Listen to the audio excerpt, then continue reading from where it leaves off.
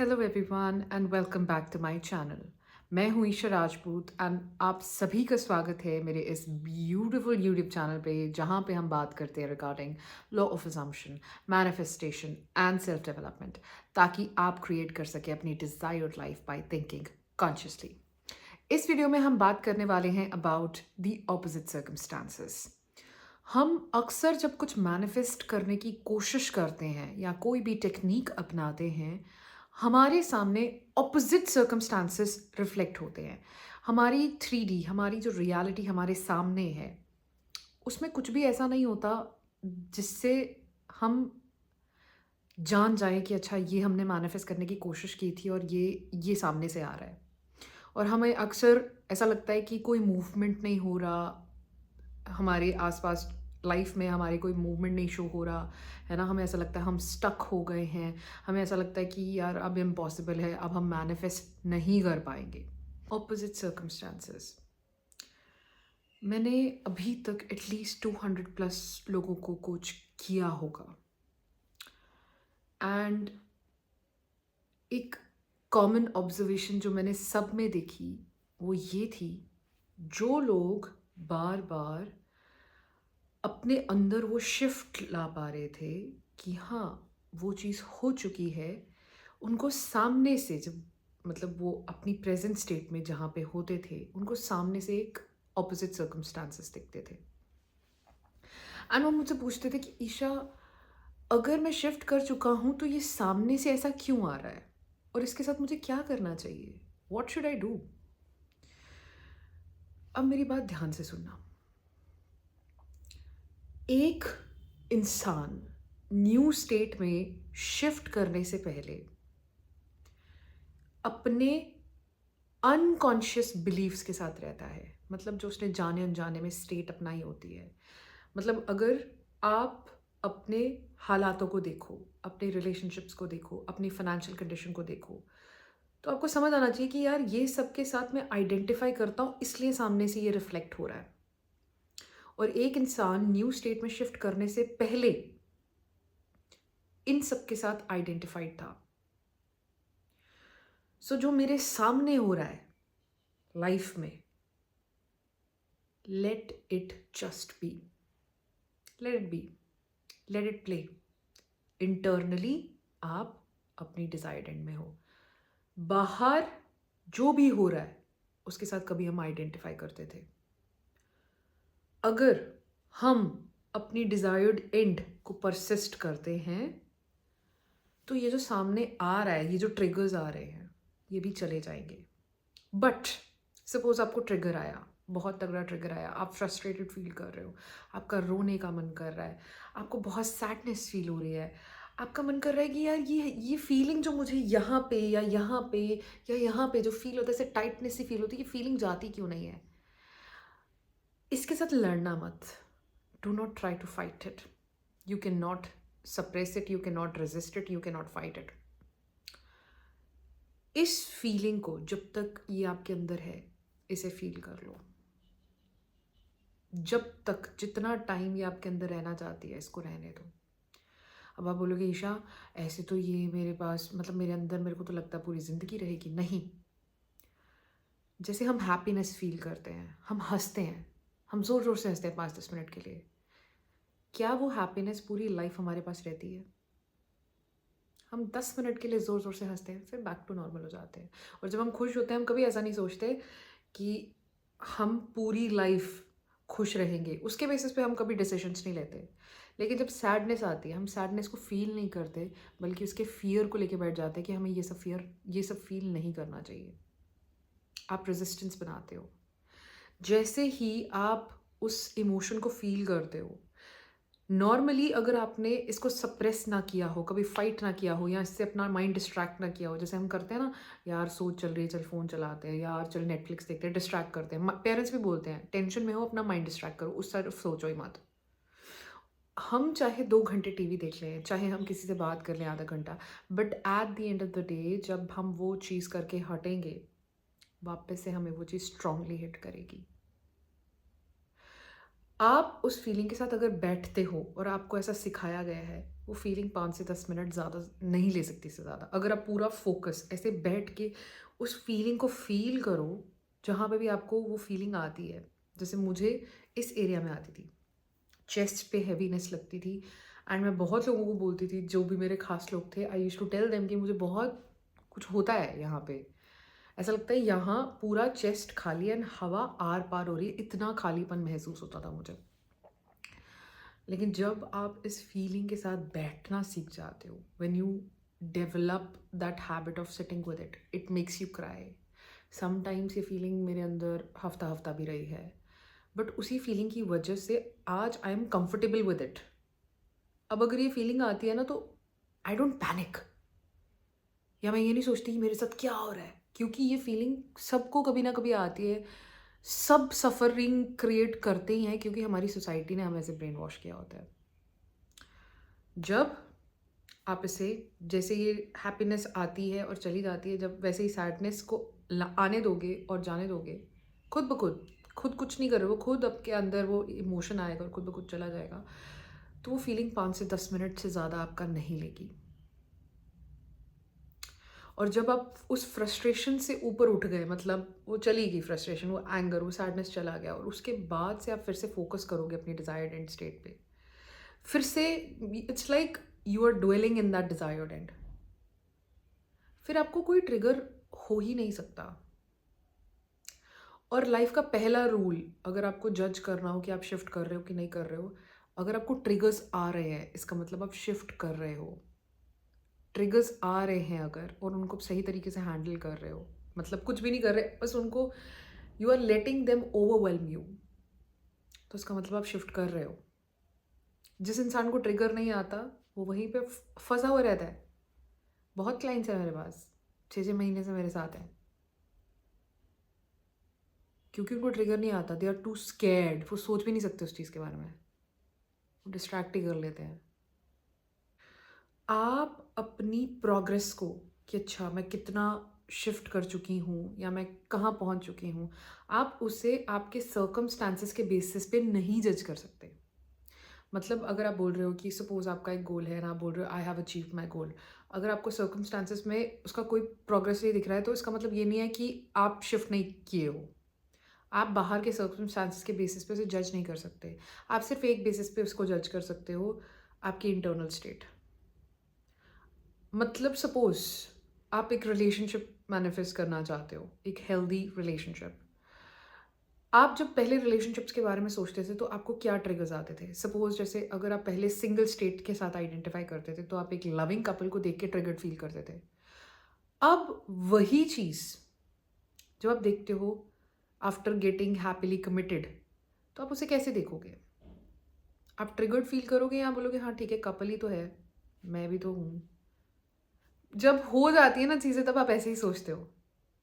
या अगर आपको फाइनेंशियल सिक्योरिटी चाहिए, तो आप अपनी जॉब जो है आप कर रहे हो, सपोज अभी आपको वहाँ से अगर कोई निकाल दे, आप ट्रिगर्ड फील कर रहे हो या आप ये फील कर रहे हो कि शायद ये मेरे बेहतर के लिए होना? मतलब क्या फील कर रहे हो आप? क्या आप पैनिक हो रहे हो या आप काम हो? आपका चीज़ों को देखने का नज़रिया कैसा है उसके बेसिस पे? क्योंकि ये चीज़ मैंने नोटिस की थी, specially money and relationship wise.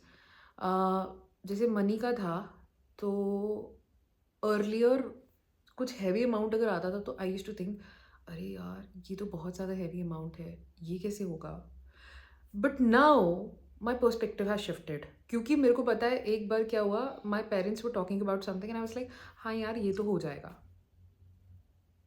It was a big amount. फिर मुझे पता लगा यार मैं तो शिफ्ट कर चुकी हूँ, क्योंकि यही चीज़ अगर पहले की होती किसी ने मेरे साथ बात, तो मैं तो ट्रिगर्ड होती, मैं तो बोलती यार ये कैसे होगा। फिर मुझे पता चला कि हाँ यार मैं शिफ्ट कर चुकी हूँ। ऐसे ही रिलेशनशिप में होता है, जब somebody used to talk about relationships with me या something, तो मैं हमेशा ऐसे सोचती थी कि हाँ मुझे मैनिफेस्ट करना है यार, ऐसे करूँगी, ऐसे होगा। I am talking about 2 years back या 1 year बैक, मैं स्टार्टिंग की बात कर रही हूँ, when I was not in a relationship. And मुझे ऐसा लगता था कि मुझे मैनिफेस्ट करना पड़ेगा, ये करना पड़ेगा, वो करना पड़ेगा। Now when I talk about relationships, it's like my perspective is कि I don't have to manifest it first of all, कि हाँ हो तो गया, क्या मतलब क्या चाहिए। इट्स लाइक कि अगर इस टाइम पे I see someone around me, it is normal, क्योंकि in my reality a lot of people are happily married together, a lot of people are, happily committed, and I am surrounded by such people and my energy is like this, so I am also like this. It is normal for me to see somebody happily committed because I know this is normal in my reality. So वो देखने का नज़रिया, पहले वही अगर आप Instagram पे किसी कपल को देखते थे, तभी मैंने इंस्टाग्राम वगैरह चलाना बंद किया, बिकॉज आई डोंट नो, बहुत सबकॉन्शियसली आप बहुत कुछ ना इनटेक कर लेते हो। तो फिलहाल जब तक मेरी थोड़ी स्क्रोलिंग की आदत थी, तब तक मैंने इसको चलाना बंद किया, एंड उसके बाद से the shift was, you know, relationships को देख के डर नहीं लगता, फिर पहले लगता था। पर्सपेक्टिव बदल जाता है। आप अपने आप से पूछो कि मैं अभी किस नज़र से जिस चीज़ को मैं मैनिफेस्ट करना चाहती हूँ उसे किस नज़र से देखती हूँ। क्या मुझे अभी भी ट्रिगर हो रहा है? मतलब पहला ख्याल अगर रिलेशनशिप या मनी या हाइट या वेट के बारे में सोचती हूँ तो पहला ख्याल क्या आता है? नॉर्मल, विद ऑनेस्टी, कि ऐसे आता है या हाँ मैनिफेस्ट करना है, या आपको ऐसा लगता है हो तो गया, हो गया। क्या आता है? आप उसके बेसिस पे अपनी प्रोग्रेस चेक कर सकते हो। सिर्फ हालात आपके और ज़्यादा ख़राब होंगे अगर आप अपनी ओल्ड स्टेट से उसे जज करते रहोगे, वो और ज़्यादा बिगड़ेंगे। Believe me, I have been there. I don't want to share those stuff, those part of my life because I feel like it should be private, but believe me, I have been there. जब मैं circumstances को अपनी old state के हिसाब से जज करती थी, हालात इतने बिगड़ते थे कि सर्वाइवल पे आ जाती थी बात। एंड अब वही चीज़ अगर सर्कमस्टांसिस में कुछ ऐसा रिफ्लेक्ट होता है which is not up to my expectations, then I look at it कि हाँ ओके, अगर यहाँ से मुझे ट्रिगर आ रहा है, देयर इज़ समथिंग, यहाँ पे है मेरा homework, this is the area, next area of my growth. मैं अपने से रिलेट करके बता रही हूँ, बट आप सब लोग मनी या रिलेशनशिप के एग्जाम्पल से रिलेट कीजिएगा। अगर आप सचमुच मैनिफेस्टेशन प्रैक्टिस करना चाहते हो अपने डिज़ायर्ड एंड के लिए, अपनी डिज़ायर्स को पाने के लिए, तो सर्कमस्टांसेस आप उनको जब देखते हो, आप सिर्फ इतना समझो कि एक टाइम पे मैं इनके साथ आइडेंटिफाई करता था, इसीलिए आज ये हैं यहाँ पे, तो इनको चलने दो, जो चल रहा है चलने दो, क्योंकि अभी मैं एक नई स्टेट अपने अंदर उसको यूज टू करवा रहा हूँ अपने आप को। तो उसको थोड़ा जब तक मैं हैबिचुअल ना हो जाऊँ उस चीज़ का, तब तक ये चीज़ मुझे दिखेगी। सो सर्कमस्टांसेस को चलने दो। फ्रस्ट्रेशन आ रहा है, एंगर आ रहा है, बैठ जाओ आराम से, मत करो कोई टेक्निक, बैठ जाओ जब तक आपका मूड नॉर्मली खुद ब खुद ठीक ना हो जाए। Just let it be, just let it be. And it's completely normal कि आप सैड इमोशंस फील करो, और सैड इमोशंस वाइल मैनिफेस्टिंग आपकी जर्नी का एक पार्ट है। ये कुछ अब नॉर्मल नहीं है कि अच्छा मैं तो सैड फील कर रही हूँ, मैं तो ऐसे फील कर रही हूँ, मैं तो, अरे इट्स कम्प्लीटली नॉर्मल। मुझे देखो, जिस दिन मैं लाइव आई किसी पार्टी में जाने से पहले, सो एक इमोशन आया मेरे अंदर एंड आई स्टार्टेड क्राइंग। मैं रोई, and I don't know why I was crying, and I knew कि मुझे आदत थी किसी भी फंक्शन के बाद जाके ऐसा अकेलापन सा फील करने की। और फिर मुझे पता लगा कि ऐसा बचपन में किसी इंसिडेंट की वजह से होता था, एंड अब मुझे उस चीज़ की आदत लगी है। मुझे वो थॉट याद नहीं है, मुझे सिर्फ ये फीलिंग याद है कि अच्छा ऐसा होता था। तो अब अगर मैं उसके साथ इतना स्ट्रांगली आइडेंटिफाई करती हूँ, मतलब अब अगर मैं वो थॉट ना सोचूं किसी भी फंक्शन के बाद, तो मुझे ऐसा फोमो फील होता है, मुझे लगता है कि मैं कुछ गलत कर रही हूँ, क्योंकि मेरी बॉडी हैबिचुअल हो चुकी है उस चीज़ की। तो उस चीज़ को सेटल डाउन करने के लिए पहले उसे अपने ऊपर हावी होने देना होगा। जैसे ही आप उसे अपने ऊपर हावी होने दोगे, जैसे ही उस इमोशन को अपने आप को सरेंडर कर दोगे, वो इमोशन एकदम ऐसे चला जाएगा, gracefully it will leave you.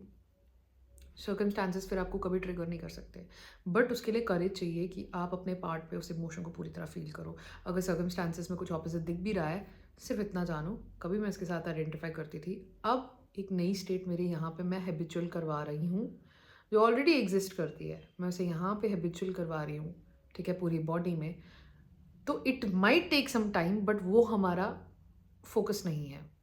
It's completely all right. Trigger आ रहा है, फ्रस्ट्रेशन आ रहा है, उसके साथ बैठ जाओ. और अगर आप जज करना चाहते हो कि अच्छा मेरी प्रोग्रेस कितनी हुई है, वन रूल, आप अपने देखने का नज़रिया देखो कितना बदला है. आप पहले अपनी सिचुएशन को कैसे देखते थे और आप कैसे देखते हो, क्या डिफरेंस आया है, उसके बेसिस पे आप जज कर सकते हो कि आपकी कितनी ज़्यादा प्रोग्रेस हुई है related to the shift that you are aspiring for. So opposite क्यों शो करता है सर्कमस्टांसेस? क्योंकि हम उसके साथ कभी आइडेंटिफाइड थे और उससे हमें फ़र्क नहीं पड़ना चाहिए. जैसे ही हमारा वो सैड फेस ख़त्म हुआ, dwell back into your desired end. That's all. I hope इस वीडियो से आपको हेल्प मिली हो. आई होप आपकी अंडरस्टैंडिंग थोड़ी सी इन डेप्थ हुई हो. एंड अगर आप लॉ ऑफ अजम्पशन को प्रॉपरली कवर करना चाहते हो, प्रॉपरली समझना चाहते हो चीज़ों को, तो मैं सजेस्ट करूँगी कि आप मेंबर्स ओनली के वीडियोस मैंने बहुत ही लाजवाब तरीके से प्रोड्यूस किए हैं. उसमें हर एक चीज़ मैंने कवर कर दी है, हर एक चीज़. बहुत सारे मेंबर्स कमेंट कर रहे हैं कि ईशा आपकी वीडियोस देखने के बाद ना हम लेज़ी फील करते हैं, हमारा मन ही नहीं करता कुछ मैनिफेस्ट करने का, क्योंकि ऐसा लगता है सब कुछ तो अभी एक्सेसिबल है, बाद में करेंगे. एंड सीरियसली मैं आपको कमेंट्स वो बता दूंगी, ठीक है, आप वो कमेंट्स देख सकते हो, मैं यहाँ कहीं शो करा दूंगी.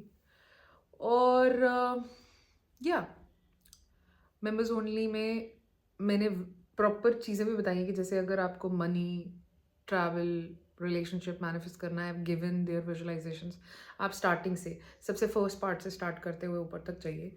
अगर आप उन वीडियोस को 6 to 7 टाइम्स देख लेंगे, आपको ज़िंदगी में किसी मैनिफेस्टेशन कोच की ज़रूरत नहीं पड़ेगी. That's my guarantee. So that's all for today. Keep on watching my videos and I will see you in the next episode. Bye.